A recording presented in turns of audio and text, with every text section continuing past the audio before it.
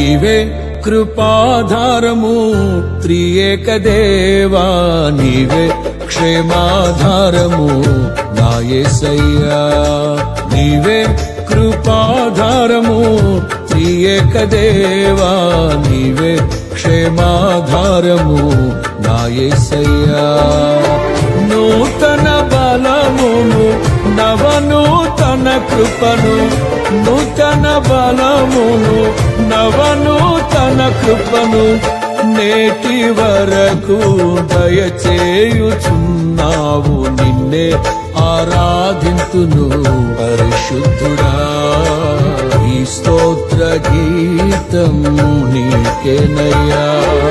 నీవే కృపాధారము త్రియేక దేవా, నీవే క్షేమాధారము నా యేసయ్యా.